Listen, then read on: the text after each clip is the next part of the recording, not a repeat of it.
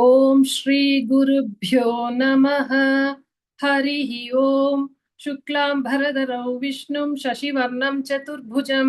प्रसन्नवदनं ध्यायेत् सर्वविघ्नोपशान्तये। गुरुर्ब्रह्मा गुरुर्विष्णुः गुरुर्देवो महेश्वरः गुरुः साक्षात् परब्रह्म तस्मै श्री गुरवे नमः।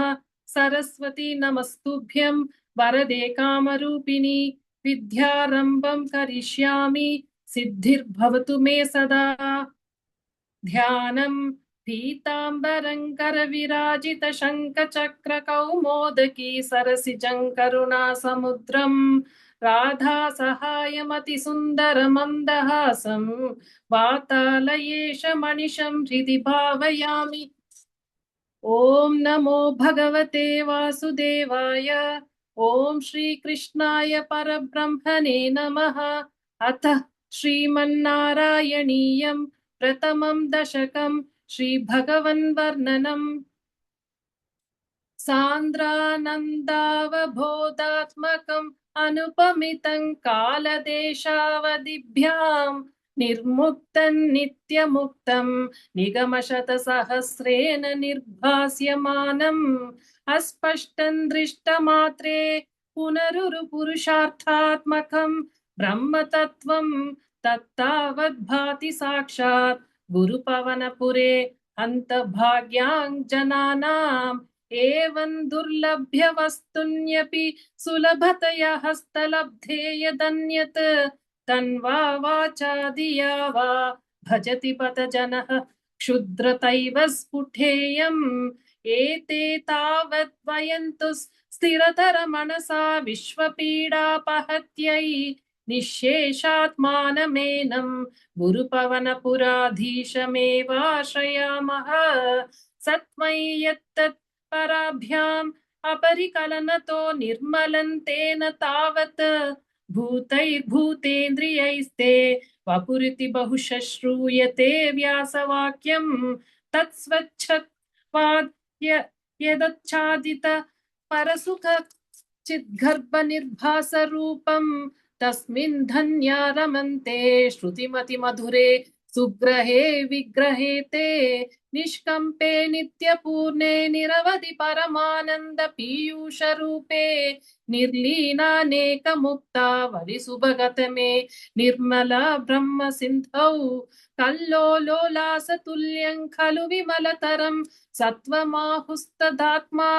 कस्मान्नो निष्कलस्त्वं सकल इति वचस्त्वत् कलास्वेव भूमन् निर्व्यापारोऽपि निष्कारणम् मज भजसे यत्क्रियामीक्षणाख्यां तेनैवोदेति लीना प्रकृतिरसति कल्पापि कल्पादिकाले तस्या संशुद्धमंशं कमपि तमतिरुद्धाय रोधाय कंसत्वरूपं सत्वं दुर्ध्वाद दासिस् स्वमहिम विभवा कुण्ठ वैकुण्ठरूपं तत्ते प्रत्यग्रधाराधर ललित कला यावली केलिकारं लावण्यसैकसारं सुकृति जनदुषां पूर्ण पुण्यावतारं लक्ष्मी निःशङ्कलीला निलयन अमृतस्यन्द सन्दोहमन्तः सिञ्चत् सञ्चितकाणं वपुरनु कलये मारुताकारनाथ कष्टाते सृष्टिचेष्टा बहुतर भवखेदवाः जीवबाजाम् इत्येवं पूर्वमालोचितमजितमया नैव मध्याभिजाने नो चे जीवः कथौह मधुरतरमितं त्वत्त्वपुश्चित्रसाद्रं नेत्रैः श्रोत्रैश्च पीत्वा परमरससुधां बोधिपूरे रमेरन् नम्राणां सन्निधत्ते सततमपि पुरस्तैरनभ्यर्थितानप्यर्थान् कामानजस्रं वितरति परमानन्दसान्द्राङ्गतिं च इत्थन् निःशेषलभ्यो निरवधि कपलः पारिजातो हरे त्वं क्षुद्रन्तं शक्रवाटी ध्रुवमभिलषति व्यर्थमार्थिविरजोऽयं कारुण्याकाममन्यं ददति खलु परे स्वात्मदस्त्वौ विशेषार्थ ऐश्वर्यादीशतेन्ये जगति परजने स्वात्मनोऽपीश्वरस्त्वं त्वय्युच्चैरारमन्ति प्रतिपदमधुरे चेतनास्पीतभाग्याः पञ्चात्मा रामये वेत्यतुलगणाधार शौरे नमस्ते ऐश्वर्यं शङ्कराधीश्वरा विनियमनं विश्वतेजो हरानां तेजसंहारि वीर्यं विमलमपि विशो निःस्पृहैश्चोपगीतम् अङ्गा सदा श्रीरखिल विदसिना क्वापि ते सङ्गवर्ता तत्त्वाताघारवासिन् मुरहर भगवत् शब्दमुख्याश्रयोऽसि इति श्रीमन्नारायणीये श्रीभगवन्महिमानुवर्णनं नाम प्रथमं दशकं समाप्तं नारायणाखिल गुरो भगवन्नमस्ते नारायणाखिल गुरो भगवन्नमस्ते अथ द्वितीयं दशकं श्रीभगवद्रूपवर्णनं सूर्यस्पर्धिकिरीटमूर्ध्वतिलकप्रोद्भासि फालान्तरं कारुण्याकुलनेत्रमार्त्रहसितो लासं सुनासापुटं गण्डोध्यन्मकराभकुण्डलयुगं कण्ठोज्ज्वलत्कौस्तुभं त्वद्रूपौ वनमाल्यहारपटल श्रीवत्सधीप्रं भजे केयूराङ्गद कङ्कणोत्तममहा रत्नाङ्गुलीयाङ्कित श्रीमद्बाहु चतुष्क सङ्गत गदा शङ्खारि पङ्केरुहां काञ्चित् काञ्चन काञ्चिलाञ्चित लसत् पीताम्बरालम्बिनीम् आलम्बे विमलाम्बुजद्युतिपदां मूर्तिं तवार्तिच्छिदम् यत्रैलोक्यमहीयसोऽपि महितं सम्मोहनं मोहनात् कान्तं कान्तिनिदानं तोऽपि मधुरं माधुर्य दुर्यादपि सौन्दर्योत्तरतोऽपि सुन्दरतरं त्वद्रूपमाश्चर्यतोऽप्याश्चर्यं भुवनेन कस्य कुतुकं पुष्णाति विष्णो विभो तत्तादृङ् मधुरात्मकं तव वपुः सम्प्राप्य सम्पन्मयी सा देवी परमोत्सुका चिरतरन् नास्ते स्वभक्तेष्वपि तेनास्या हत कष्टमच्युत विभो त्वद्रूपमानोज्ञक प्रेमस्थैर्यमयाद चापलबला चापल्यवार्तोदभूत् लक्ष्मीस्तावकरामणीयकरितै इवेयं परेष्वस्तिरेत्यस्मिन्नन्यदपि प्रमाणमधुना वक्ष्यामि लक्ष्मीपते ये त्वद्ध्यानगुणानुकीर्तनरसा सक्ता हि भक्ता जनाः तेष्वेषा वसति स्थिरैव दयितः प्रस्ताव दत्ताधरा एवं भूतमनोज्ञता नवसुधा निष्यन्द सन्दोहनं त्वद्रूपं परचिद्रसायनमयं चेतोहरं शृण्वतां सद्यः प्रेरयते मतिं मदयते रोमाञ्चयत्यङ्गकं व्यासिञ्चत्यपि शीतबाष्पविसरै प्रानन्दमूर्च्छोद्भवैः एवं भूततया हि भक्त्यभिहितो योगत्वयात् कर्मज्ञानमयादृशोतमतरो योगीश्वरैर्गीयते सौन्दर्यैकरसात्मके त्वयि खलु प्रेम प्रकर्षात्मिका भक्तिर्निष्क्रममेव विश्वपुरुषैर्लभ्या रमावल्लभः निष्कामन्नियतस्वधर्मचरणं यत्कर्म योगाभिधं तद्दूरेत्यफलै यदौपनिषद् ज्ञानोपलभ्यं पुनः तत्त्वव्यक्ततया सुदुर्गमतरं चित्तस्य तस्माद् विभो त्वत्प्रेमात्मक भक्तिरेव सततं स्वादीयसी श्रेयसी अत्यायासकराणि कर्मपटलान् याचर्य निर्यन्मलाः बोधे भक्तिपथे तवाप्युचितता मायन्ति किन्तावता क्लिष्ट्वा तर्कपथे परन्तव वपुर्ब्रह्माख्यमन्ये पुनः चित्तार्थत्वमृते विचिन्त्य बहुभिः सिद्ध्यन्ति जन्मान्तरैः त्वद्भक्तिस्तु कथारसमृतजरी निर्माजनेन स्वयं सिद्ध्यन्ति विमलः प्रबोध पदवीम् अक्लेश तस्तन्वती सद्यः सिद्धिकरी जयति विभो सैवास्तु मे त्वत्पद प्रेम प्रौढिरसार्द्रता द्रुततरं वातालयाधीश्वर इति श्रीमन्नारायणीये श्रीभगवद्रूपवर्णनं नाम द्वितीयं दशकं समाप्तं। नारायणाखिल गुरो भगवन्नमस्ते। नारायणाखिल गुरो भगवन्नमस्ते। अथ तृतीयं दशकं भक्तस्वरूपवर्णनं भक्तिप्रार्थना च। पठन्तो नामानि प्रमदभरसिन्धौ निपतिताः स्मरन्तो रूपन्ते वरद कथयन्तो गुणकथाः चरन्तो ये भक्तास्त्वयि खलु रमन्ते परममून् अहं धन्यान् मन्ये समधिगत सर्वाभिलषितान् गदक्लिष्टं कष्टं तव चरणसेवारसभरे यनासक्तं चित्तं भवति बत विष्णो कुरु दयां भवत्पादाम्भोजस्मरण रसिको नाम निवहान् अहं गायं कुहचन विवत्स्यामि विजने कृपा ते जाता चेत् किमिव नहि लभ्यन्तनुभृतां मदीय क्लेशौघ प्रशमन दशान्नाम कियती न के लोकेऽस्मिन् न निशमयि शोकाभिरहिताः भवद्भक्ता मुक्तास् सुखगतिमसक्ता विदधते मुनिप्रौढारूढा जगति खलु गूढात्मगतयः भवत्पादाम्भोज स्मरण विरुचो नारदमुखाः चरन्तीश स्वैरं सतत परिनिर्भात परचित् सदानन्दाद्वैतं प्रसर परिमग्नाः किमपरं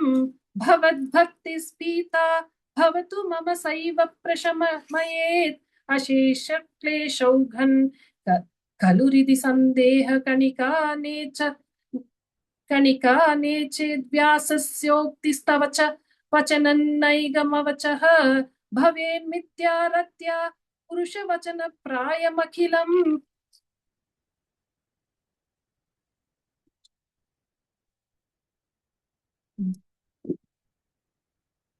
भवद्भक्तिस्तावत् प्रमुख मधुरा त्वद्गुणरसात् किमप्यारूढा चेत् अखिल परिताप प्रशमनी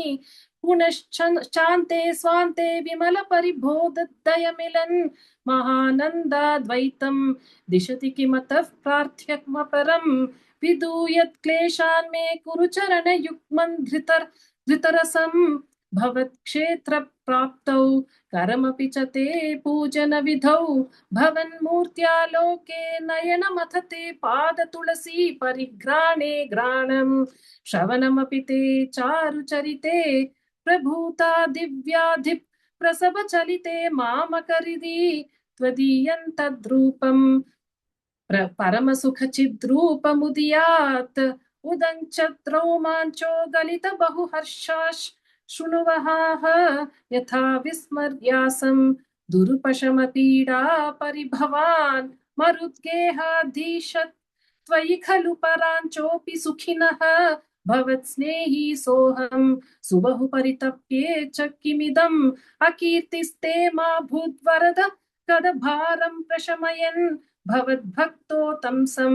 झटिति कुरु मां कंसधाम धमन किमुक्तैर्भूयोभिस्तव हि करुणा यावदुदीयादहं तावद्देव प्रहित विविधार्थ प्रलपितः पुरः क्लिप्ते पादे वरद तव यामि दिवसान् यथा शक्ति व्यक्तन् नतिनुति निषेवा विरचयन् इति श्रीमन्नारायणीये भक्तस्वरूपवर्णनं नाम भक्तिप्रार्थना चेति तृतीयं दशकं समाप्तं। नारायणाखिल गुरो भगवन्नमस्ते। नारायणाखिल गुरो भगवन्नमस्ते। अथ चतुर्थं दशकम् अष्टाङ्गयोगवर्णनं योगसिद्धिवर्णनं च। कल्यतां मम कुरुष्वतावतीं कल्यथे भवतुपासनय्यया स्पष्टमष्टविधयोगचर्यया पुष्टयाशु तव तुष्टिमाप्नुयाम् ब्रह्मचर्य दृढब्धादिभिर्यमैराप्नवादि नियमैश्च पालिताः कुर्महे दृढममी सुखासनं पङ्कजाद्यमपि वा भवपराः तारमन्तरनुचिन्त्य सन्ततं प्राणवायुमभियम्य निर्मलाः इन्द्रियाणि विषयादतापरित्यास्म यास्महे भवदुपासनोन्मुखाः अस्फुट अस्फुटत्वपुषिते प्रयत्नतः धारयेम दिशनां मुहुर्मुहुः तेन भक्तिरसमन्तरार्द्रताम् उद्वहेम भवद्धङ्घ्रि चिन्तकाः विस्फुटावयन भेद सुन्दरं त्वद्वपुः सुचिरशीलनावशात् आश्रमं मनसि चिन्तयामहे ध्यानयोगनिरतास्त्वताश्रयाः ध्यायतां सकलमूर्तिमीदृशीम् उन्मिषन् मधुरतारिता मनाम् सान्द्रमोदरसरूपमन्तरं ब्रह्मरूपमयि तेव भासते तत्समास्वदनरूपिणीं स्थितिं त्वत्समाधिमयि विश्वनायक आश्रिताः पुनरतः परिच्युतौ आरभे महि च धारणाधिकम् इत्थमाभ्यसन निर्भरोलसत्त्वत्परात्मसुखकल्पितोऽसवाः मुक्तभक्तकुलमौलिताङ्गताः सञ्चरेम शुकनारदादिवत् त्वत्समाधिविजयेतु यः पुनर्मंशु मोक्षरसिकः क्रमेण वा योगवश्यमनिलं षडाश्रयैर्हृन्नयत्यज सुषुम्नया शनैः लिङ्गदेहमपि सन्त्यजन्नतः लीयते त्वयि परे निराग्रहः ऊर्ध्वलोककुथुकी तु मूर्ततः सार्धमेव करणैर्निरीयते अग्निवासरवलक्ष पक्षगैरुत्तरायण जुषा च दैवतैः प्रापितो रविपदं भवत्परः मोदवान् ध्रुवपदान्त तमीयते आस्थितोत्तमः रालये यदा शेषवक्त्रदहनोष्म नारद्यते ईयते भवदुपाश्रयस्तदा वेधसः पदमतः पुरैव वा तत्र वा तव पदेऽथवा वसन् प्राकृत प्रलययेति मुक्तताम् स्वेच्छया खलु पुरा विमुच्यते सौविभिद्य जगदण्डमोजसा तस्य चक्षिति पयो महोनिलन् द्योमहत् प्रकृति सप्तकावृतीः तत्तदात्मकतया विशन् सुखी याति ते पदमनावृतौ विभो अर्चिरादिगतिमीदृशीं व्रजन् विच्युतिन्न भजते जगत्पते सच्चिदात्मक भवद्गुणोदयान् उच्चरन्तमनिलेश पाहि माम् इति श्रीमन्नारायणीये अष्टाङ्गयोगवर्णनं योगसिद्धिवर्णनं चेति चतुर्थं दशकं समाप्तं नारायणाखिलगुरो भगवन्नमस्ते नारायणाखिलगुरो भगवन्नमस्ते अथ पंचमं दशकं विराट पुरुषोत्पत्तिवर्णनं व्यक्ताव्यक्तमिदन्न किञ्चित् भवत् प्राक् प्रक्षये मायाया गुणसाम्यरुद्धविकृतौ त्वय्यागतायालयं नो मृत्युश्च तदा मृतं च समभून् नाह्नो नरात्रे स्थितिः तत्रैकस्त्वमशिष्यथा किल परा नन्द प्रकाशात्मना कालकर्म गुणाश्च जीवनिवः विश्वं च कार्यौ विभो चिल्लीलारतिमेयुषी त्वयि तदा निर्लीनतामायत्युः तेषान्नैव वदन्त्य सत्त्वमयि भोः शक्त्यात्मना तिष्ठताम् नो चेत् किं गगनप्रसून सदृशाम् भूयो भवेत् सम्भवः एवं च द्विप्ररार्धकाल विगता वीक्षांसि सृक्षात्मिकाम् भिप्राणे त्वयि चुक्षुभे त्रिभुवनी भावाय माया स्वयं मायाथः खलु कालशक्तिरखिलात् दृष्टं स्वभावोऽपि च प्रादुर्भूय गुणान् विकास्य विदधुस् तस्या सहाया क्रियां माया सन्निहितो प्रविष्ट वपुषा साक्षीति गीतो भवान् भेदैस्तां प्रतिबिम्बतो विविशिवान् जीवोऽपि नैवापरः कालादिप्रतिबोधिता तभवता संचोदिता च स्वयं माया सा खलु बुद्धितत्त्वमसृजत् योऽसौ महानुच्यते तत्रासौ त्रिगुणात्मकोऽपि च महान् सत्त्वप्रधानः स्वयं जीवेऽस्मिन् खलु निर्विकल्पमहमित्युद्बोध निष्पादकः चक्रेऽस्मिन् सविकल्पबोधकमहन् तत्त्वं महान् खल्वसौ सम्पुष्टं त्रिगुणैस्तमोति बहुलं विष्णो भवत्प्रेरणात् सोऽहं चेत् त्रिगुणक्रमात् त्रिविधता मासाद्य वैकारिकः भूयस्तैजस तामसाविति भवन् नाद्येन सत्त्वात्मना देवानिन्द्रियमाणिनो कृतदिशा पातार्कपाश्यश्विनः वह्नीन्द्राच्युतमित्रकान् विदुविधिः श्रीरुद्रशारीरकान् भूमन्मानसबुद्ध्यहन् कृतिमिलत् चित्ताख्यवृत्त्यन्वितं तच्छान्तःकरणौ विभो तव बलात् सत्त्वांश एवासृजत् जातस्तैजसतो दशेन्द्रियगणस्तत्तामसांशात् पुनः तन्मात्रन्नभसो मरुत्पुरपते शब्दो जनित्वद्बलात् शब्दात् व्योम ततः ससर्जित विभो सस्पर्शन् ततो मारुतं तस्मात् रूपमतो महोत च रसं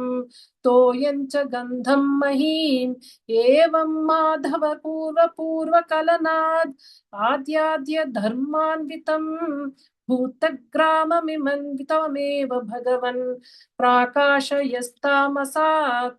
एते भूतगणास्तथेन्द्रियगुणा देवाश्च जाताः पृथक् नोषे भुवनाद निर्मिति विधौ देवैरमीभिस्तदा त्वन्नानाविध सूक्तिभिर्नुत गुणैस्तत्त्वान्यमून्या विशन् चेष्टा शक्तिमुदीर्यतानि घटयन् ऐरण्यमण्डौ व्यदा दाः अण्डं तत् खलु पूर्वसृष्टसलिले तिष्ठत् सहस्रं समाः निर्भिन्दन्न कृताश्चतुर्दश जगद् रूपौ विराडा वयं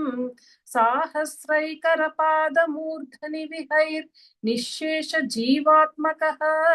निर्भातोऽसि मरुत्पुराधिपसमां त्रायस्व सर्वामयात् इति श्रीमन्नारायणीये विराट् पुरुषोत्पत्तिवर्णनं नाम पंचमं दशकं समाप्तं नारायणाखिल गुरो भगवन्नमस्ते नारायणाखिल गुरो भगवन्नमस्ते अथ षष्ठं दशकं विराट् देहस्य जगदात्मतं तत्त्ववर्णनम् एवं चतुर्दश जगन्मयताङ्गतस्य पातालमीश तव पादलों वदन्ति पादोर्ध्वदेशमपि देवरसातलन्ते गुल्फद्वयन् खलु महातलमद्भुतात्मन् जङ्गे तलातलमथो सुतलं च जानो किञ्चोरुभागयुगलौ वितलातले द्वे क्षोणीतलं जगनमम्बरमङ्गनाभिः वक्षश्च चक्रनिलयस्तव चक्रपाणे ग्रीवामहस्तव मुखं च जनस्तपस्तु फालं शिरस्तव समस्तमयस्य सत्यम् एवं जगन्मयतनो जगदाश्रितैर्प्यन्यैर्निबद्धवमुषे भगवन् नमस्ते त्वद्ब्रह्मरन्ध्रपदमीश्वर विश्वकन्द छन्दांसि केशव घनास्तव केशपाशाः उल्लासि चिल्लियुगलं द्रुहिणस्य गेयं पक्ष्मानि रात्रिदिवसौ सविता च नेत्रे निःशेष विश्वरचना च कटाक्ष मोक्षः कर्णौ दिशोष्वियुगलं तव नासिके द्वे लोभत्रपे च भगवन्न धरोतरोष्टौ तारागणश्च दशनाश्च मनश्च दंष्ट्रा मायाविलासहसितं श्वसितं समीरः जिह्वा जलौ वचनमीश शकुन्तपङ्क्तिः सिद्धादय स्वरगणा मुखरन्ध्र अग्निः देवा भुजास्तनयुगन्तव धर्मदेवः तिष्ठन् त्वधर्म इह देव मनस्सुधांशुः अव्यक्तमेव हृदयां भुजमम्बुजाक्ष कुक्षिः समुद्रनिवहा वसनन्तु सन्ध्ये शेफः प्रजापतिरसौ वृषणौ च मित्रः श्रोणीस्थलं मृगगणः पदयोर्नखास्ते अस्त्युष्ट्र सैन्धवमुखा गमनन्तु कालः विप्रादिवर्णभवनौ वदनाब्जबाहु चारूरुयुग्मचरणं करुणाम्बुधेते संसारचक्रमयि चक्रधर क्रियायास्ते वीर्यं महासुरगणोऽस्थिकुलानि शैलाः नाड्यसरित्समुदयस्तरवश्चरो माजी आजीयदिदौ वपुरनिर्वचनीयमीश ईदृग्जगन्मय वपुस्तव कर्म भाजां कर्मावसान समये स्मरणीयमाहुः तस्यान्तरात्मवपुषे विमलात्मने ते पातालयाधिपमनमोऽस्तु निरुन्धिरोगान् इति श्रीमन्नारायणीये विराट देहस्य जगदात्मवर्णनं नाम षष्ठं दशकं समाप्तं नारायणाखिल गुरो भगवन्नमस्ते नारायणाखिल गुरो भगवन्नमस्ते। अथ सप्तमं दशकं हिरण्यगर्भोत्पत्तिवर्णनं वैकुण्ठदर्शनं च एवं देव चतुर्दशात्मकजगद्रूपेण जातः पुनः तस्योऽर्थं खलु सत्यलोकनिलये जातोऽसि दाता स्वयं यं शंसन्ति हिरण्यगर्भमखिल त्रैलोक्य जीवात्मकम् यो भूत्स्फीतरजो विकार विकसन् नानासि सृक्षारसः सोऽयौ विश्वविसर्गदत्तहृदय सम्पश्यमानः स्वयं बोधं खल्वनवाप्य विश्वविषयं चिन्ताकुलस्तस्थिवान् तावत् वाङ् जगतां पते तपतपेत् एवं हि वै हायसीं वाणीमेनमशिश्रवश्रुति सुखाङ् पूर्वं स्तपः प्रेरणां कोऽसौ मामवदत् पुमानिति जला पूर्णे जगन्मण्डले दिक्षुद्वीक्ष्य किमप्यनीक्षितवता वाक्यार्थमुत्पश्यता दिव्यौ वर्षसहस्रमात तपसात् तेन त्वमाराधितः तस्मै दर्शितवानसि स्वनिलयौ वैकुण्ठमेकाद्भुतम् माया यत्र कदापि नो विकुरुते भाते जगद्भ्यो बहिः शोकक्रोधविमो विमोहसाध्वसमुखा भावास्तु दूरङ्गताः सान्द्रानन्दझरी च यत्र परमज्योतिः प्रकाशात्मके तत्ते धाम विभावितौ विजयते वैकुण्ठरूपौ विभो यस्मिन्नाम चतुर्भुजा हरिमनिष् यामावदा तद्विषः नानाभूषणरत्नदीपितदिशो राजद्विमानालयाः भक्तिप्राप्त तथा विदोऽन्तपदति यन्ति दिव्या जनाः तत्ते धाम निरस्त सर्वशमलौ वैकुण्ठरूपं जयेत् नाना दिव्यवधूजनैरभिवृता विद्युल्लतातुल्यया विश्वोन्मादनहृद्य गात्रलतया विद्योतिता शान्तरा त्वत्पादाम्बुजसौरभैककुतुकाल् लक्ष्मीः स्वयं लक्ष्यते यस्मिन् विस्मयनीय दिव्य विभवन् तत्ते पदं देहि मे तत्रैवं प्रतिदर्शिते निजपदे रत्नासनाध्यासितम् भास्वत् कोटिलसत्किरीटकटका द्याकल्पदी प्राकृति श्रीवत्साङ्कितमातकौस्तुभमणि छायारुणं कारणं विश्वेशान्तव रूपमैक्षत विधिस् तत्ते विभो भातु मे कालाम्बोदकलायरो कोमलरुचि चक्रेण चक्रन्दिशाम् आवृण्वाणमुदारमन्दहसितस् प्रसन्नाननम् राजत्कम्बुगदारि पङ्कजतरः श्रीमद् भुजामण्डलम् स्रष्टुस्तुष्टिकरौ वपुस्तव विभो मद्रोगमुद्वासयेत् दृष्ट्वा सम्भृतसम्भ्रमः कमलभूस्त्वत्पादपातोरुहे हर्षावेशवशौ वदो निपतितः प्रीत्या कृतार्थी भवन् जानास्येव मनीषितं मम विभो ज्ञानं तदा पादया द्वैताद्वैत भवत्स्वरूप परमित् याचष्ट तन्त्वां भजे आताम्रे चरणे विनम्रमतथम् हस्तेन हस्ते स्पृशन् बोधस्ते भविता न सर्गविधिभिर् बन्धोऽपि सञ्जायते इत्याभाष्य गिरं प्रतोष्य नितरां तच्चित्तगूढस्वयं सृष्टौ तं समुधैर्यः स भगवन् उल्लासयोलाघथाम् इति श्रीमन्नारायणीये वैकुण्ठदर्शनं चेति हिरण्यगर्भोत्पत्तिवर्णनं सप्तमं दशकं समाप्तं नारायणाखिलगुरो भगवन्नमस्ते नारायणाखिलगुरो भगवन्नमस्ते अथ अष्टमं दशकं प्रलयवर्णनं जगत्सृष्टिप्रकारवर्णनं च एवं तावत् प्राकृतः प्रक्षयान्ते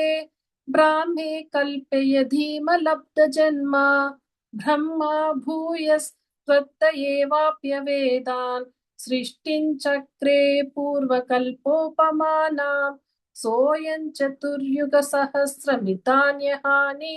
तावन्मिताश्च रजनीर्वंशो निनाय निद्रात्यसौ त्वयि निलीय समं स्वसृष्टैः नैमित्तिकप्रलयमाहुरतोऽस्य रात्रिम्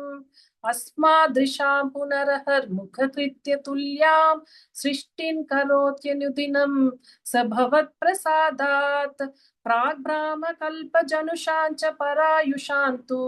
सुप्तप्रबोधनसमास्ति तदापि सृष्टिः पञ्चाशदब्दमधुना स्ववयोर्धरूपम् एकं परार्थमतिवृत्य हि वर्तते सौ तत्रान्त्यरात्रिजनितान् कथयामि भूमन् पश्चादिनावतरणे च भवद्विलासान् दिनावसाने सरोजयोनिः सुषुप्तिकामस्त्वयि सन्निलिल्ये जगन्ति च त्वज्जठरं समीयुः तदेदमेकार्णवमास विश्वम् तवैव वेशे फणिराजिशेषे जलैकशेषे भुवने स्म शेषे आनन्दसान्द्रानुभवस्वरूपः स्वयोगनिद्रा परिमुद्रितात्मा कालाख्यशक्तिं प्रलयावसाने प्रबोधयत्या दिशता किलादौ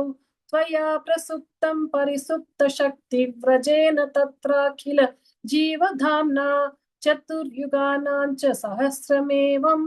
त्वयि प्रसुप्ते पुनरे द्वितीये कालाख्यशक्तिः प्रथमप्रबुद्धा प्रबोधयत्वां किल विश्वनाथ विबुध्य च त्वं जलगर्भशायिन् विलोक्य लोकान् अखिलान् प्रलीनान् तेष्वेव सूक्ष्मात्मतया निजान्त स्थितेषु विश्वेषु ददात दृष्टिं ततस्त्वदीया दयिनाभिरान्द्रात् उदञ्चितं किञ्चन दिव्यपद्मं निल्लीन निःशेष पदार्थमाला संक्षेपरूपं मुकलायमानं तदेतदम्भोरुह कुड्मलन्ते कलेबरातोयपथे प्ररूढं बहिर्निरीतं परितः स्फुरद्भिः स्वधामभिर्ध्वान्त मलन्यकृन्तत् सम्पुल्लपत्रे नितरा विचित्रे तस्मिन् भवद्वीर्यधृते सरोजे स पद्मजन्मा विधिराविरासीत् स्वयं प्रबुद्धा किल वेदराशिः अस्मिन् परात्मन् अनुपाद्मकल्पे त्वमित्थमुत्थापित पद्मयोनिः अनन्तभूमं मम रोगराशिं निरुन्धि वातालय वास विष्णो इति श्रीमन्नारायणीये प्रलयवर्णनं जगत्सृष्टिप्रकारवर्णनं चेति अष्टमं दशकं समाप्तं नारायणाखिल गुरो भगवन् नमस्ते नारायणाखिल गुरो भगवन् नमस्ते। अथ नवमं दशकं जगत्सृष्टिवर्णनं स्थितः स कमलोद्भवस्तव हि नाभिपङ्केरुहे कुतस्विदिदमम्बुधा उदितमित्यनालोकयन् तदीक्षण कुतूहलात् प्रतिदिशौ विवृतान्ननः चतुर्वदनतामगात् विकसदष्टदृष्ट्यम्बुजां महार्णवविघूर्णितं कमलमेव तत् केवलं विलोक्य तदुपाश्रयन् तव तनुन्तु नालोकयन् क एष कमलोधर महति निस्सहायोऽहं कुतस्विदिधमम्बुजं समजनीति चिन्तामगात् अमुष्य हि सरोरुह किमपि कारणं सम्भवेत् इति स्म कृतनिश्चयः स खलु रन्ध्राध्वना स्वयोगबलविद्यया समवरूढवान् प्रौढधीः त्वदीयमतिमोहनं न तु कलेबरं दृष्टवान् ततः सकलनालिका विवरमार्गगो मार्गयन् प्रयस्य शतवत्सरं किमपि नैव सन्दृष्टवान् निवृत्य कमलोदर सुखनिशन्न एकाग्रधीः समाधिबल मादधे भवतनुग्रहैकाग्रही शतेन परिवत्सरैर्दृढसमाधिबन्धोलसत् प्रबोध विशदीकृत स खलु पद्मिनी सम्भवः अदृष्टचरमद्भुतं तव हि रूपमन्तर्दृशा व्यचष्ट परितुष्टधीर् भुजगभोगभागाश्रयं किरीटमकुटोलसत्कटकहार केयूरयुं मणिस्फुरितमेखलं सुपरिवीतपीताम्बरन् कलाय कुसुमप्रभङ्कलतलोलसत्कौस्तुभं वपुस्तदैर्भावये कमलजन्मने दर्शितम् श्रुतिप्रकरदर्शित प्रचुरवैभव श्रीपते हरे जय जय प्रभो पदमुपैषि दिष्ट्यादृशोः कुरुष्व धियमाशु मे भुवन निर्मितौ कर्मटाम् इति द्रुहिण वर्णित स्वगुणभंगिमा पाहि माम् लभस्व भुवनत्रयी रचन दक्षताम् अक्षतां गृहाणमदनुगृहं कुरु तपश्च भूयो विदे भवत्व किल साधनी मयि च भक्तिरत्युत्कटेत्युदीर्य किरमादधा मुदितचेतसौ वेदसं शतं कृततपास्ततः स खलु दिव्यसंवत्सरान् अवाप्य च तपोबलं मतिबलं च पूर्वाधिकम् उदीक्ष्य किल कम्पितं पयसि पङ्कजौ वायुना भवद्बलविजृम्भितः पवनपातसी पीतवान् तवैव कृपया पुनः सरसिजेन तेनैव सह प्रकल्प्य भुवनत्रयीं प्रववृते प्रजा निर्मितौ तथा कृपा भरो गुरुमरुत्पुराधीश्वर त्वमाशु परिपाहि मां गुरुदयोक्षितैरीक्षितैः इति श्रीमन्नारायणीये जगत्सृष्टिवर्णनं नाम नवमं दशकं समाप्तं नारायणाखिल गुरो भगवन् नमस्ते नारायणाखिल गुरो भगवन् नमस्ते। अथ दशमं दशकं सृष्टिवैविध्यवर्णनं वैकुण्ठवर्धित बलोथ भवत्प्रसादात् अम्बोजयोनिरसृजत् किल जीवदेहां स्तास्नूनि भूरुहमयानि तथातिराश्चां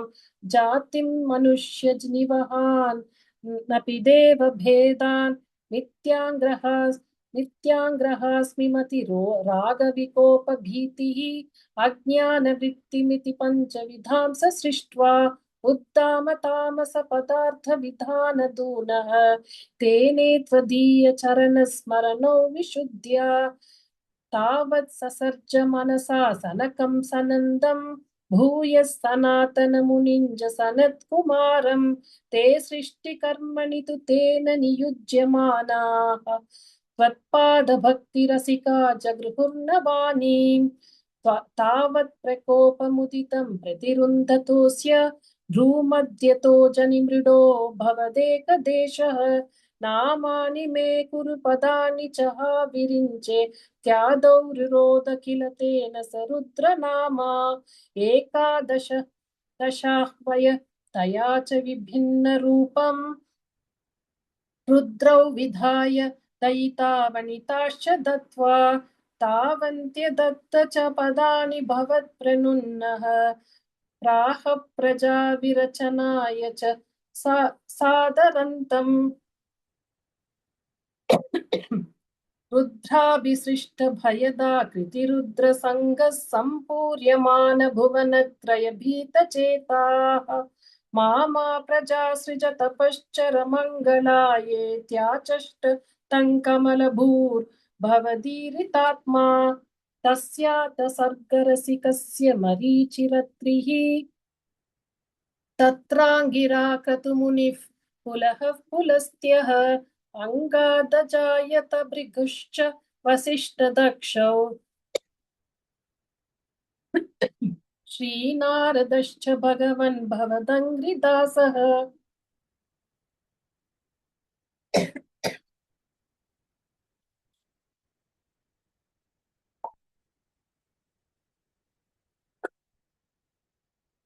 धर्मादिकानभिसृजनत्त कर्दमञ्च वाणीं विदायो विधिरङ्गज सङ्कुलोऽभूत् त्वद्बोधितैः सनकदक्षमुखैस्तनूजैः उद्बोधितश्च विरराम तमो विमुञ्चन् वेदान् पुराणनिवहानपि सर्वविद्याः कुर्वन् निजाननगना चतुराननोऽसौ पुत्रेषु तेषु विनिदाय ससर्गवृद्धिम् अप्राप्नुवं स्तव पदाम्बुजमाश्रितोऽभूत् जानन्नुपायमथ देहमजो विभज्य स्त्रीपुंसभवमाभजन्मनु तद्वधूभ्यां ताभ्यां च मानुषकुलानि विवर्धयन्स्त्वं गोविन्दमारुतपुरेश निरुन्धिरोगान् इति श्रीमन्नारायणीये सृष्टिवैविध्यवर्णनं नाम दशमं दशकं समाप्तं नारायणाखिलगुरो भगवन्नमस्ते नारायणाखिलगुरो भगवन्नमस्ते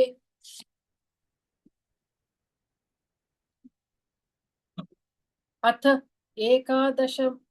दशकं सनकादीनां वैकुण्ठप्रवेशवर्णनं जय विजयशापवर्णनं हिरण्याकशिपु हिरण्याक्षोत्पत्तिवर्णनं च क्रमेण सर्गे परिवर्धमाने कदापि दिव्या सनकादयस्ते भवद्विलोक्य विकुण्ठलोकं प्रपेदिरे मारुतमन्दिरेश मनोज्ञनैश्रेयसकाननाद्यैः अनेकवापि मणिमन्दिरैश्च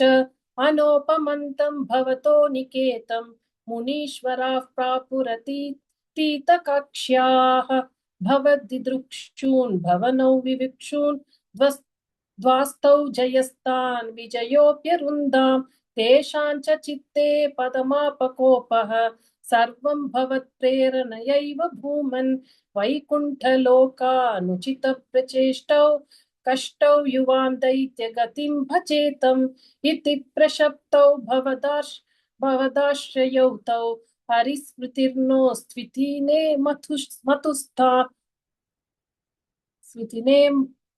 मतुस्तान् तदेतताज्ञाय भवान्नवाप्तः सहैव लक्ष्म्या बहिरम्बुजाक्ष खगेश्वरां सार्पितचारुबाहुः आनन्दयंस्तान् अभिराममूर्त्या प्रसाद्य गीर्भिस्तुवतो मुनीन्द्रान् अनन्यनाथावथ पार्षदौ तौ सम्रम्भयोगेन भवैस्त्रिभिर्माम् उपेतमित्यात कृपण्यगाधीः त्वदीयभृत्यावथ काश्यपातौ सुरारिवीराौ उदितौ दितौ द्वौ सन्ध्या समुत्पादनकष्टचेष्टौ यमौ च लोकस्य यमाविवान्यौ हिरण्यपूर्वः कशिपु किलैकः परो हिरण्याक्ष इति प्रतीतः उभौ ववन्नाथमशेषलोकम् वृषान्यरुन्धां निजवासनान्धौ तयोर्हिरण्याक्ष महासुरेन्द्रः रणाय धावन्न नवाप्तवैरी भवत्प्रियाङ्क्षं क्षमां सलिले निमज्य चचार गर्वाद् विनदङ्गधावान् ततो जलेशा सदृशं भवन्तं निशम्य बभ्राम गवेशयंस्त्वां भक्त्यैकदृश्यस्य कृपानिधे त्वं निरुन्धिरोगान् मरुदालयेश इति श्रीमन्नारायणीये सनकादिना वैकुण्ठप्रवेशवर्णनं जय विजयशापवर्णनं हिरण्याकशिपु हिरण्याक्षोद्भक्तिवर्णनं चेति एकादशं दशकं समाप्तं नारायणाखिलगुरो भगवन्नमस्ते नारायणाखिलगुरो भगवन्नमस्ते। अथ द्वादशं दशकं भूम्युद्धरणवर्णनं च वराहावतारवर्णनं स्वायम्भुवो मनुरथजनसर्गशीलः दृष्ट्वा महिमसमये सलिले निमग्नां स्रष्टारमापशरणं भवदङ्घ्रिसेवा तुष्टाशयं मुनिजनैः सह सत्यलोके कष्टं प्रसासृजति मय्यवनिर्निमग्ना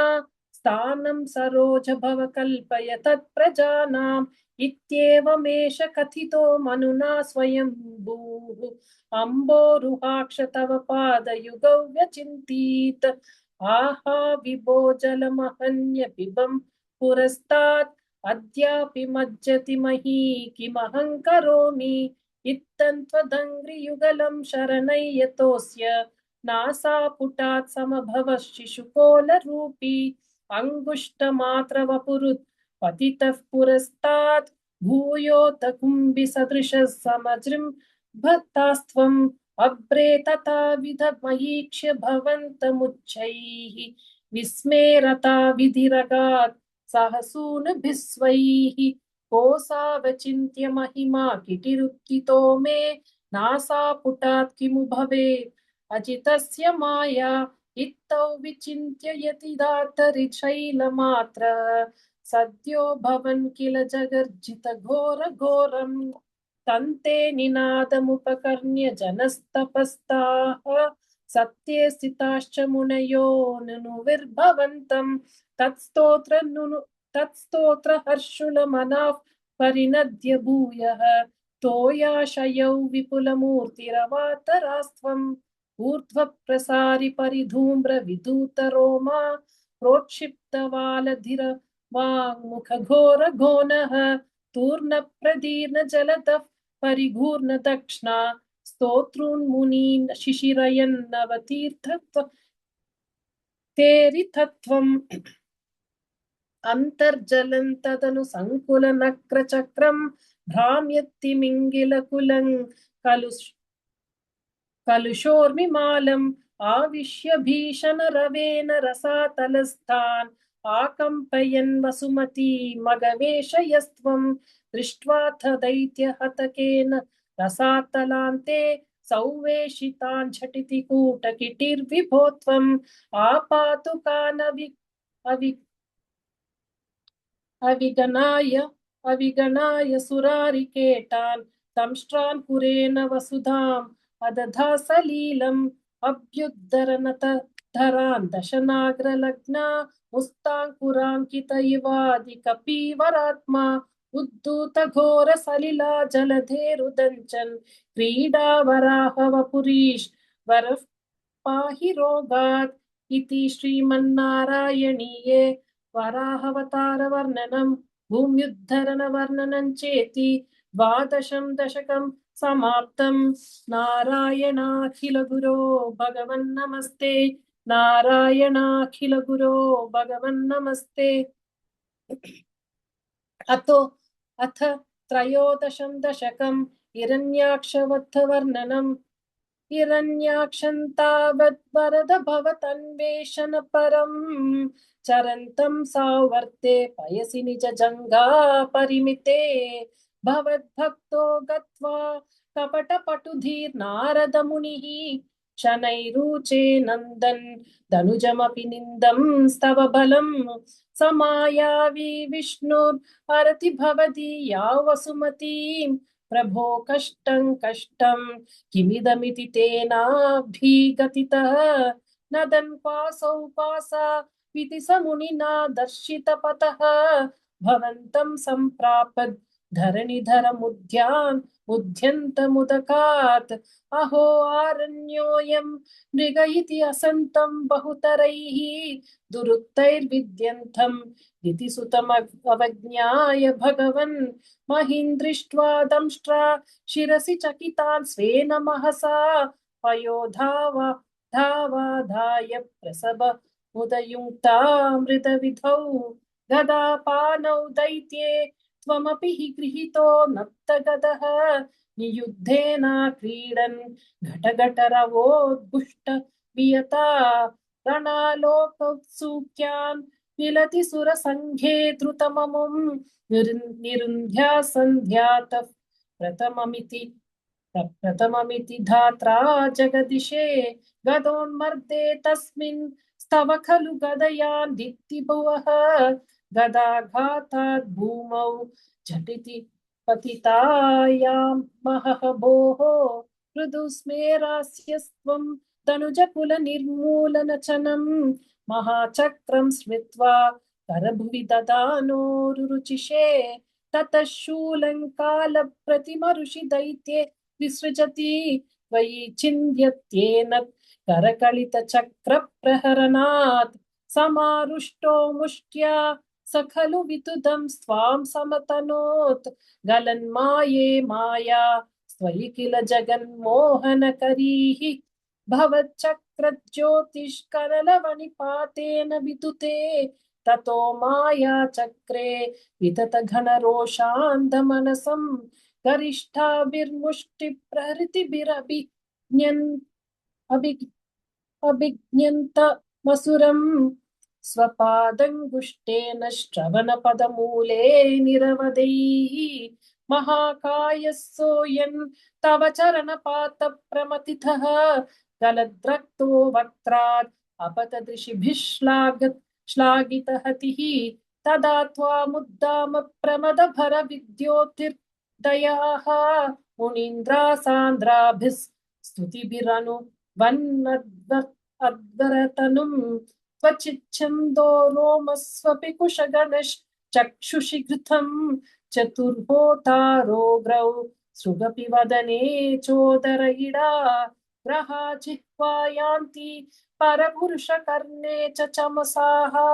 विभो सोमो वीर्यौ वरदगलदेशेऽप्युपसदः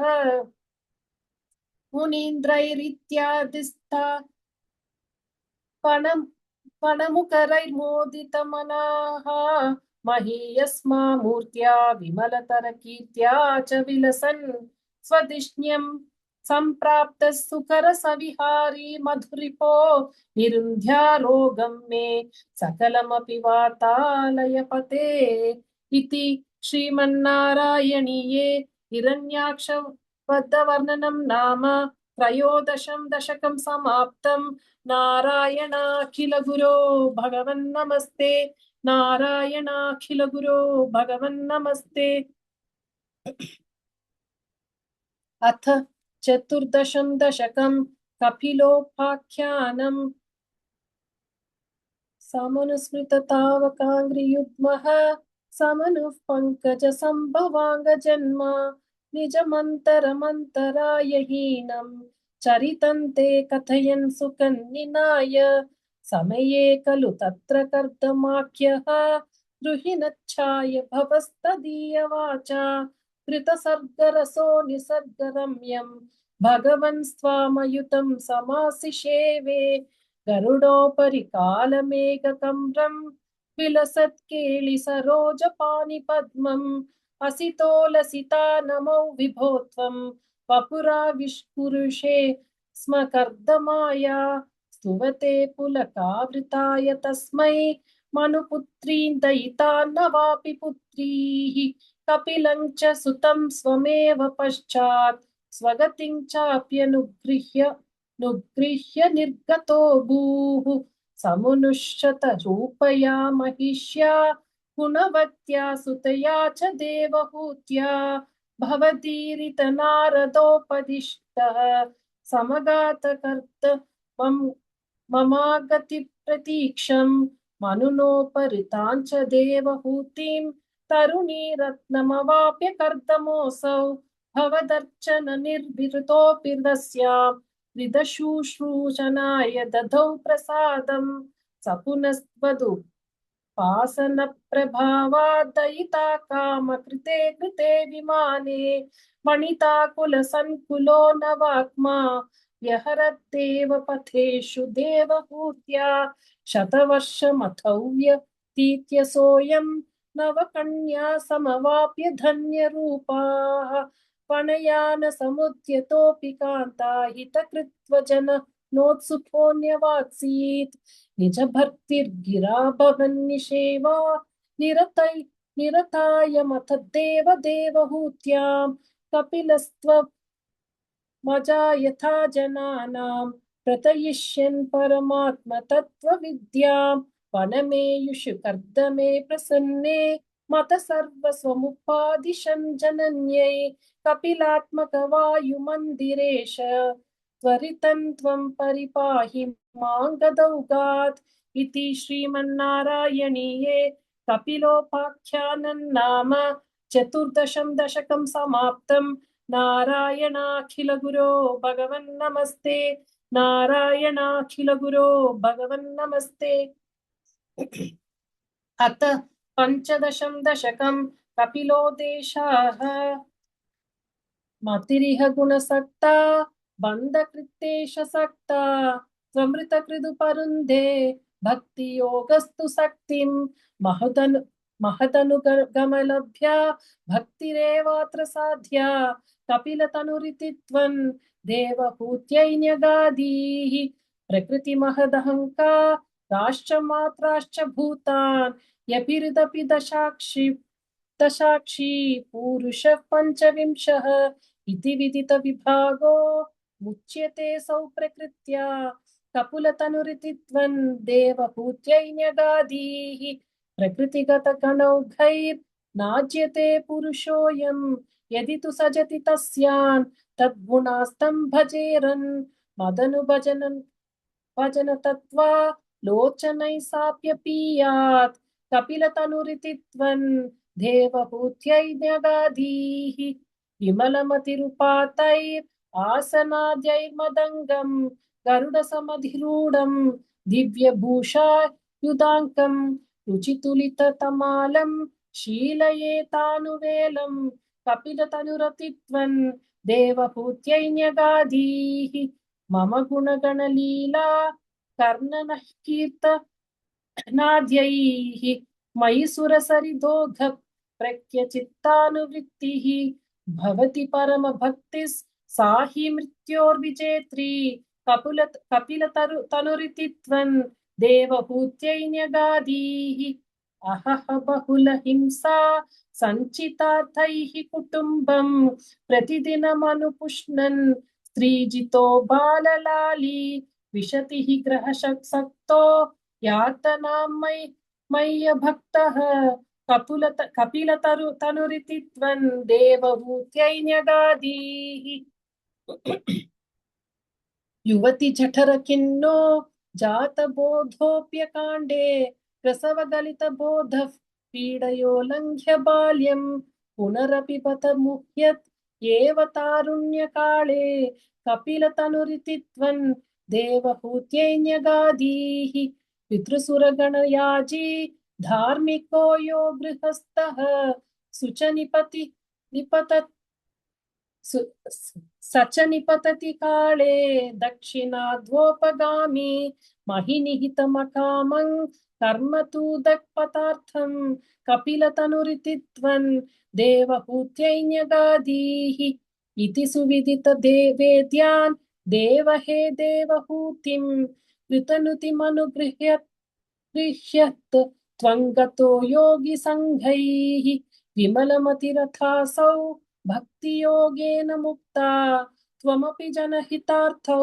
वर्तसे प्रागुदीच्याम् परम किमु बहुत्या त्वत्पदाम्भोज भक्तिं सकल भय विनेत्रीं सर्वकामोपनेत्रीं वदसि खलु दृढं त्वं तद्विधूयामयान्मे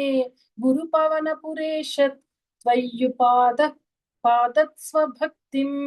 इति श्रीमन्नारायणीये कपिलोदेशनाम पञ्चदशं दशकम् नारायणाखिल गुरो भगवन्नमस्ते नारायणाखिल गुरो भगवन्नमस्ते।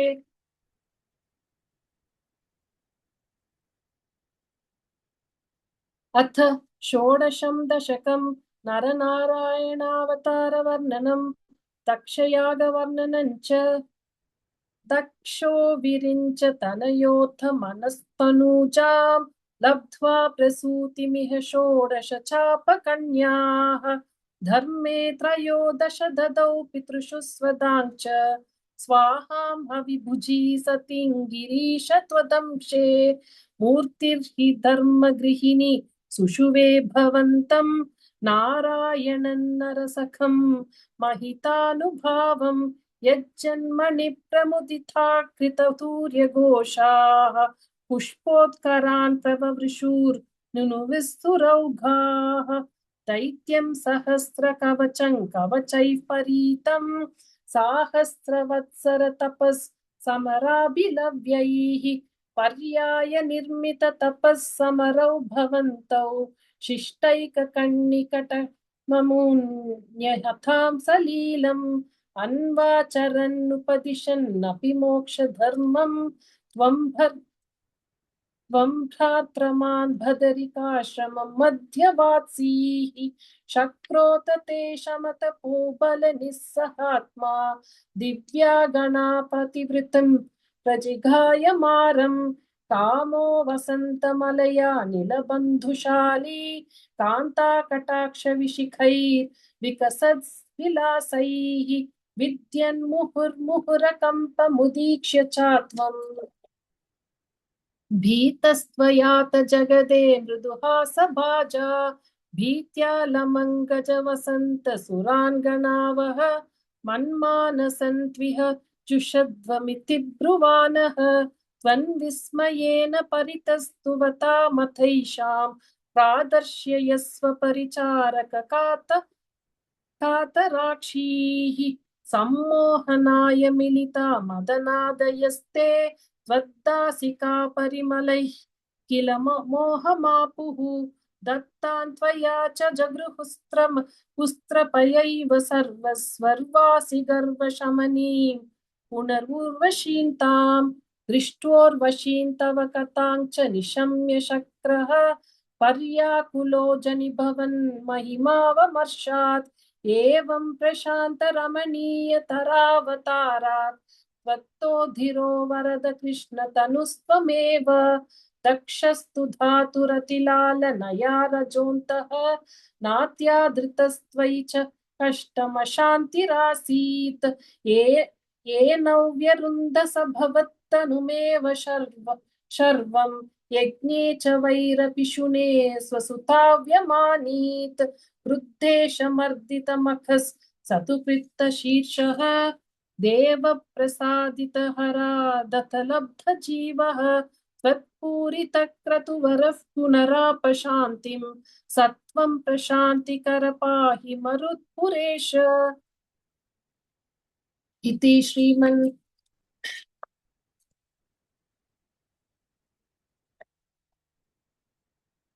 अतः श्रीमन्नारायणीये नरनारायणावतारवर्णनं दक्षयागवर्णनं चेति षोडशं दशकं समाप्तं। नारायणाखिलगुरो भगवन्नमस्ते। नारायणाखिलगुरो भगवन्नमस्ते। अथ सप्तदशं दशकं ध्रुवचरितवर्णनम्।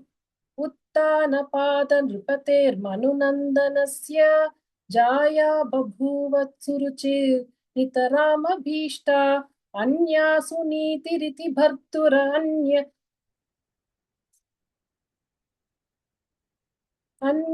नीतिरिति भर्तुरनादृता सा। त्वामेव नित्यमगतिः शरणं गता भूत्। अङ्के पितुः सुरुचिपुत्रकमुत्तमन्तं दृष्ट्वा ध्रुवः किल सुनीतिसुतोऽधिरोक्ष्यन्। आचिक्षिपे किल शिशुः सुतरां सुरुच्या। दुःसन्त्यजा खलु भवद् विमुखैरसूया। वन्मोहिते पितरि पश्यति दारवश्ये। दूरं दुरुक्तिनिहतः स गतो निजाम्बां। सापि स्वकर्म गतिसन्तरणाय पुंसां। त्वत्पादमेव शरणं शिशवे शशंस।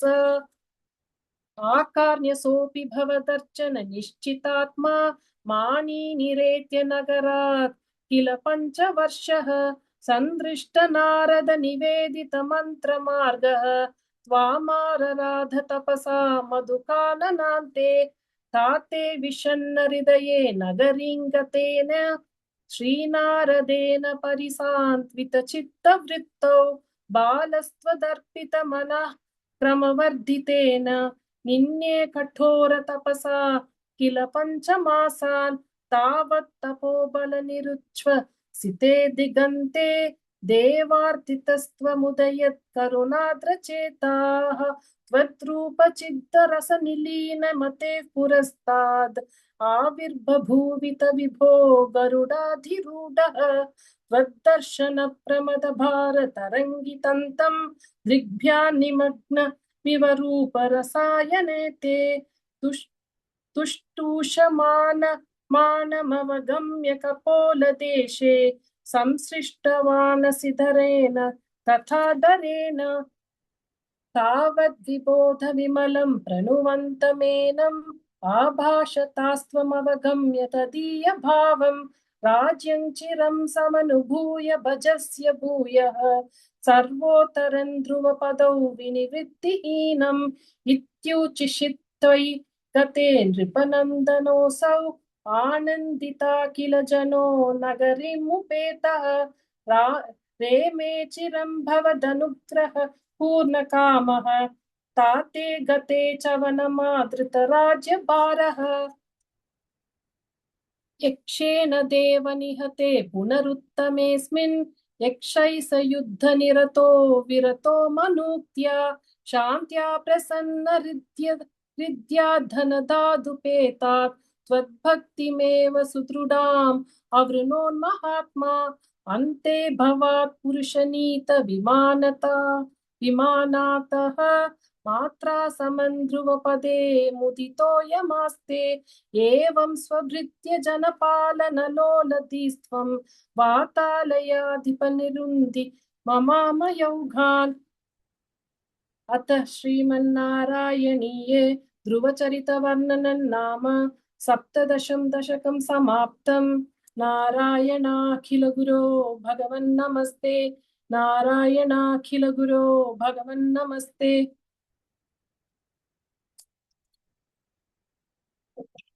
अथ अष्टादशं दशकं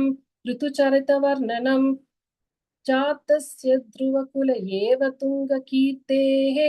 अङ्गस्य व्यजनिसुतः सवेन नामा। तोदशो व्यथितमति स राजवर्यः। त्वत्पादे निहितमना वनङ्गतोऽभूत्। पापोऽपिक्षितितलपालनाय वेणः। पौराद्यैरुपनिहितः कठोरवीर्यः। सर्वेभ्यो निजबलमेव सम्प्रशंसन्। भूचक्रे तव यजनान्ययन्यद्रौत्सीत्। सम्प्राप्ते हितकथन नायतापसौघे।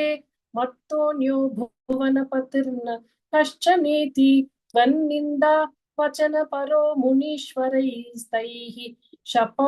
शापग्नौ शलभ दशामनायिवेनः तन्नाशात् खलजनभीरुकैर्मुनीन्द्रैः तन्मात्रा चिरपरिरक्षिते तदङ्गे त्यक्तागे परिमथित तथोरुदन्तात् दोर्दण्डे परिमथिते त्वमाविरासीः विख्यातः पृथुरिति तापसोपदिष्टैः सूताद्यैः परिणुत भावि भूरि वीर्यः वीणात्या कबलित सम्पदन् दरित्रीम् आक्रान्तन् निज धनुषा समामकार्षीः भूयस्तान् निज कुल मुख्यवत्सयुक्तैः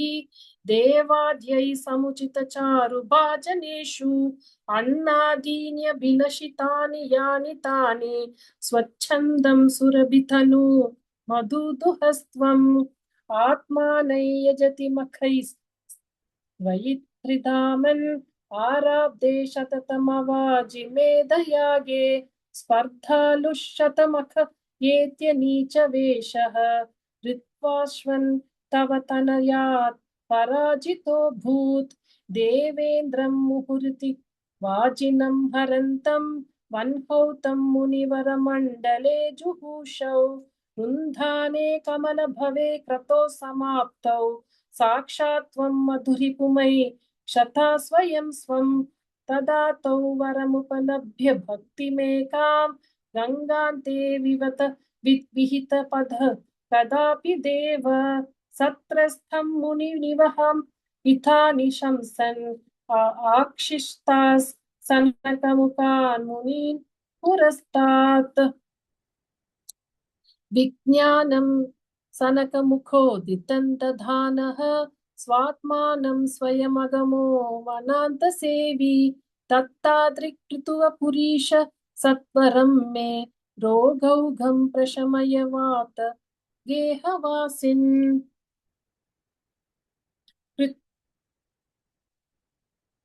अतः श्रीमन्नारायणीये ऋतुचरितवर्णनं नाम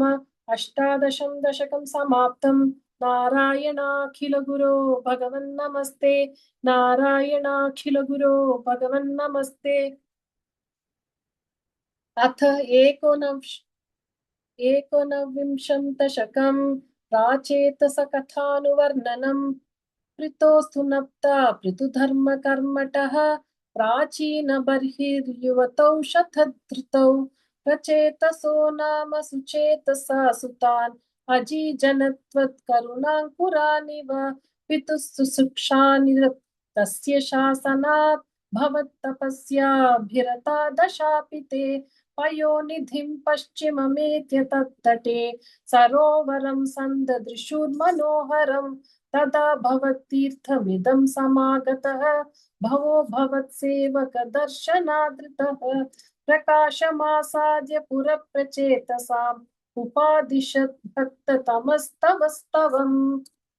स्तवं जपन्तस्तममी जलान्तरे भुवन्तमासे विशतायुतं समाः भवत्सुखास्वादर सादमीश्वयान् बभूव कालो ध्रुववन्न शीघ्रता तपोभिरेषा मतिमात्रवर्धिभिः स यज्ञहिंसा निरतोऽपि पावितः पितापि तेषां गृहयातनारद प्रदक्षितात्मा भवदात्मताययौ कृपाबलेनैव पुरः प्रचेतसां प्रकाशमागाः पतगेन्द्रवाहनः विराजिचक्रादिवरायुधांशुभिः भुजाभिरष्टाभिरुदञ्चितद्युतिः प्रचेतसान्तावदया च तामपि त्वमेव कारुण्यभराद्वरानदाः भवद्विचिन्तापि शिवाय देहिनां भवद्वसौ रुद्रनुतिश्च कामदा अवाप्य कान्तान् तनयां महीरुहां तया रमध्वन् दशलक्षवत्सरीं सुतोस्तु दक्षो ननु नाच मां प्रयास्यतेति यगदो मुदैवतान् ततश्च ते भूतलरोधिरनस्तरून् वृथा दहन्तो द्रुहिणेन वारिताः रुमैश्च दत्तान् तनयाम् अवाप्यताम् त्वदुक्तकालं सुखिनोभिरेमिरे अवाप्य दक्षं च सुतं कृता ध्रुवाः वराः प्रचेतसो नारदलब्ध व्याधिया पुरानन्दपदं तथा विदः त्वमीश वातालयनाथ पाहि माम्। अतः श्रीमन्नारायणीये प्राचेतसकथानुवर्णनं नाम एकोनविंशं दशकं समाप्तं। नारायणाखिलगुरो भगवन्नमस्ते। नारायणाखिलगुरो भगवन्नमस्ते। अथ विंशतितमं दशकं ऋषभयोगीश्वरचरितवर्णनं कृतन्व्रतस्य प्रियपुत्रभूतात् आग्निद्रराजा बुदितो हि नाभिः त्वां दृष्टवानिष्टदम्मिष्टिमध्ये तवैव तुष्ट्यै कृतयज्ञकर्म अभिष्टुतस्तत्र मुनीश्वरैस्त्वं राज्ञस्वतुल्यं सुतमर्थ्यमानः स्वयं जनिष्येऽहमिति स्पृवानः स्थिरो तदाभिर्षि विश्वमूर्ते नाभिप्रियामत मेरुदेव्यां त्वमं शतो भूर्ऋषभाभिधानः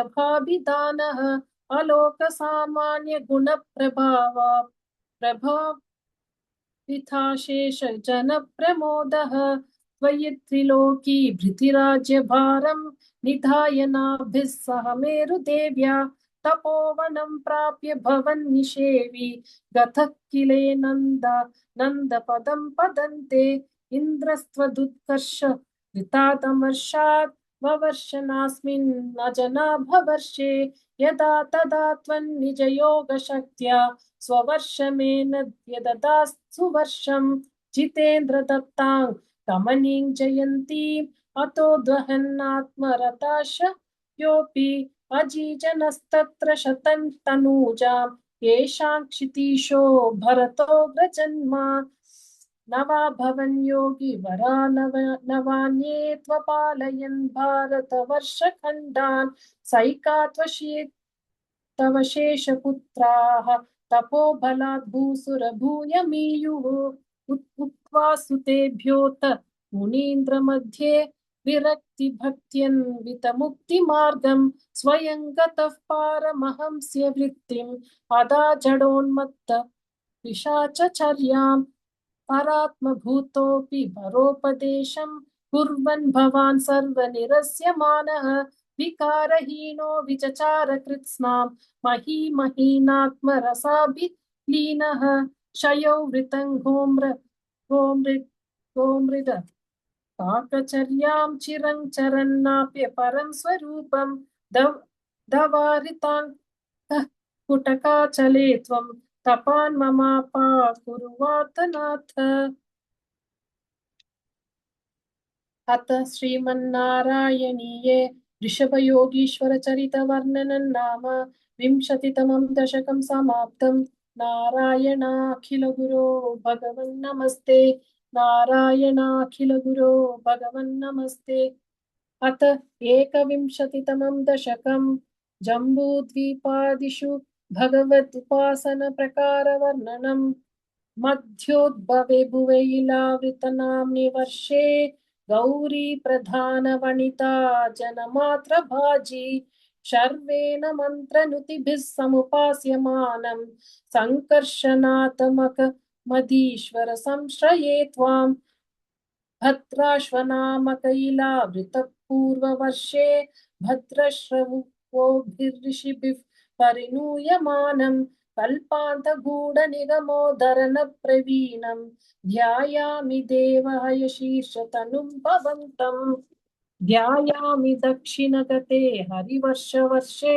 प्रह्लादमुख्यपुरुषैः परिसेव्यमानम् उत्तुङ्गशान्तधवलाकृतिमेकशुद्ध ज्ञानप्रदन्नरहरिं भगवन् भवन्तं वर्षे प्रतीचि ललितात्मनि केतुमाले लीला विशेष ललितस्मितशोभनाङ्गं लक्ष्म्या प्रजापतिसुतैश्च निषेव्यमानं तस्या प्रियाय धृतकामतनुं भजे त्वां रम्ये युदीचि खलु रम्यकनाम्नि वर्षे तद्वर्षनाथमनुवर्य सपर्यमानं भक्तैकवत्सलममत्सर हृत्सुभान्तं मत्स्याकृतिं भुवन भजे भुवननाथ भजे भवन्तम् मत्स्याकृतिं भुवननाथ भजे भवन्तं वर्षं हिरण्मयसमावयमौतराहम् आसीनमद्रिधृतिकर्मठ कामताटाङ्गं संसेवते पितृगणप्रवरोर्यमायं तन्त्वां भजामि भगवन् परचिन्मयात्मन् किञ्चोत्तरेषु पुरुषु प्रियया धरण्या संसेवितो महितमा मन्त्ररुतिप्रभेदैः दंष्ट्राग्रदृष्ट गणपृष्ठ गरिष्ठ वर्ष्मा त्वं पाहि विज्ञनुत व्यज्ञवराहमूर्ते यां यां दिशं भजति किं पुरुषाख्यवर्षे संसेवितो हनुमता दृढभक्तिभाजां सीताभिराम परमाद्भुतरूपशाली रामात्मकः परिलसन् परिपाहि विष्णो श्रीनारदेन सह भारतखण्ड मुख्यैः त्वं साङ्ख्ययोगनुतिभिः समुपास्यमानः आकल्पकालमिह साधु जनाभिरक्षि नारायणो नरसखः परिपाहि भूमन् लाक्षेकरूपमैशाल्मल इन्दुरूपं द्वीपे भजन्ति कुशनामनियवन्गिरूपं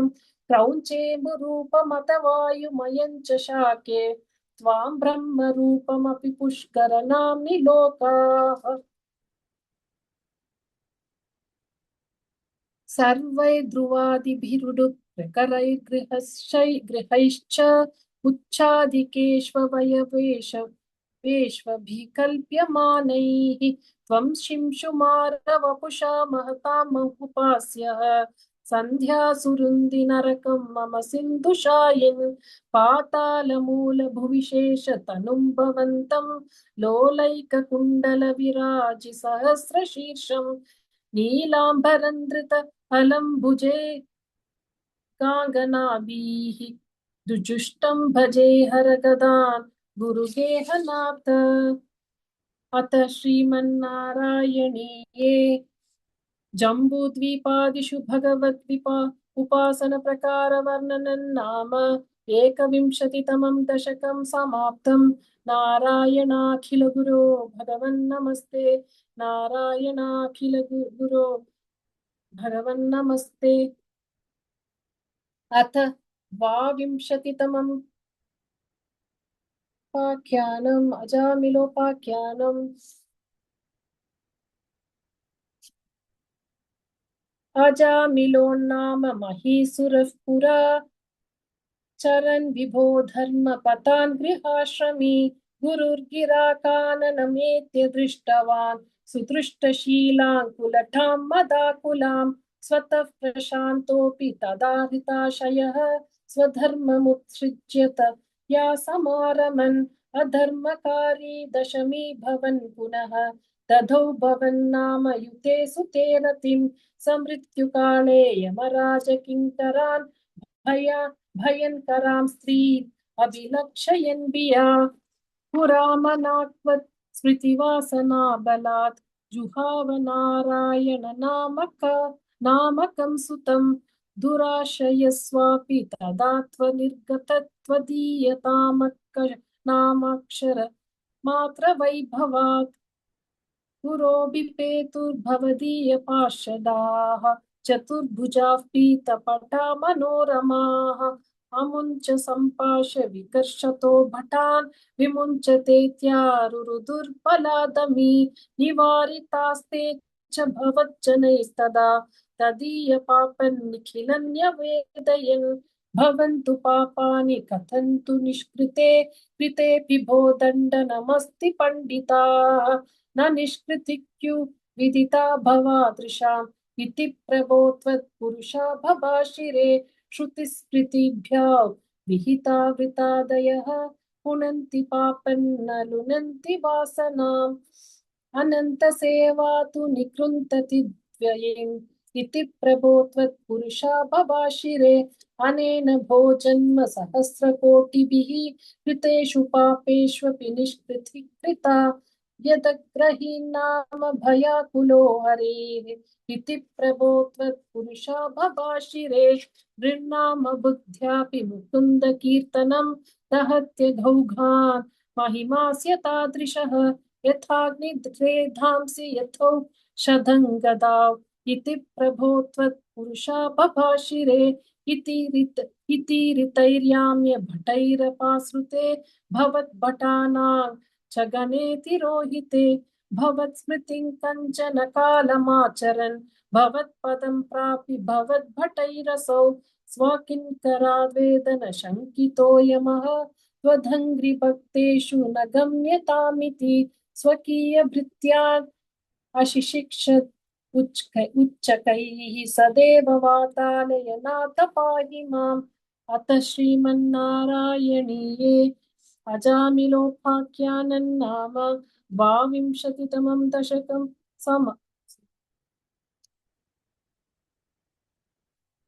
समाप्तं नारायणाखिलगुरो भगवन्नमस्ते नारायणाखिलगुरो भगवन्नमस्ते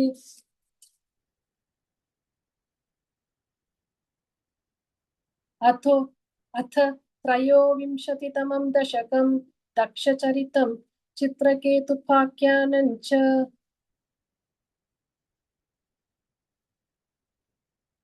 प्राचेतसस्तु भगवन्न परो हि दक्षः त्वत्सेवनौ व्यधितसर्गविवृद्धिकामः आविर्बभूवित तदा लसदष्टबाहुः तस्मै वरं दधिततां च वधूं गसीग्नीं तस्यात्मजास्त्वयुतमीश पुनः सहस्रं श्रीनारदस्य वचसा तव मार्गमापुः नैकत्र वासमृषये समुमोच शापं भक्तोत्तमस्त्रुविश्रित अनुग्रहमेव मेन षष्ट्या ततो दुहितृभिः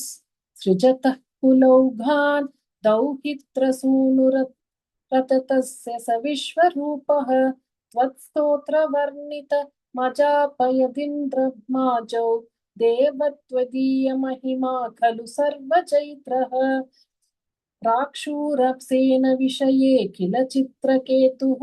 पुत्राग्रहीन् नृपतिरङ्गिरसप्रभावात् लब्ध्वैकपुत्रमत तत्र हतसप्तमी सङ्घैरमुह्य तव माययासौ तन्नारदस्तु सममङ्गिरसादयालुः सम्प्राप्य तावदुपदर्श्य सुतस्य जीवं कस्यास्मि पुत्र इति तस्य गिरा विमोहम् त्यक्त्वा द्वदर्चन विधौ नृपतिन्युक्ता स्तोत्रं च मन्त्रमपि नारदतोऽथ लब्ध्वा तोषाय शेष वपुषो ननु ते तपस्यन् विद्याधराधिपतितां स हि सप्तरात्रे लब्ध्वाप्यकुण्ठमतिरन् अभजद्भवन्तं तस्मै मृणालधवलेन सहस्रशीर्ष्णा रूपेण बद्धनुतिसिद्धगणावृतेन प्रादुर्भवन्न चिरतोऽनुतिभिः प्रसन्नः तत्त्वात्मतत्त्वमनुगृह्य तिरोददाता त्वद्भक्तमौलिरथ सोऽपि च लक्षलक्षं वर्षाणि हर्षुलमना भुवनेषु कामं सङ्गापयन् गुणगणान् तव सुन्दरीभिः सङ्गातिरेकरहितो ललितं चचार अत्यन्तसङ्गविलयाय भवत्प्रनुन्नः नूनं सरूप्य गिरिमाप्य महत्समाजे निःशङ्कमङ्ककृतवल्लभमङ्गजारिन् तं शङ्करं परिहसनु मयाभिषेपे निस्सम्भ्रमस्त्वयमया चितशापमोक्षः वृत्रासुरत्वमुपगम्य सुरेन्द्रयोधी भक्त्यात्म तत्त्वकथनैः समरे विचित्रं शत्रोरभिभ्रममुपस्य गतः पदन्ते त्वत्सेवनेन दितिरिन्द्रवधोद्यतापि तान् प्रत्युतेन्द्र सुहृदो मरुतोऽभिलेभे दुष्टाशयेऽपि शुभद भवन् शुभदैव भवन्निषेवा तत्तादृशस्त्वमवमां पवनालयेश अथ श्रीमन्नारायणीये तक्षचरितं चित्रकेतुपाख्यानं चेति त्रयोविंशतितमं दशकं समाप्तं नारायणाखिलगुरो भगवन्नमस्ते नारायणाखिलगुरो भगवन्नमस्ते।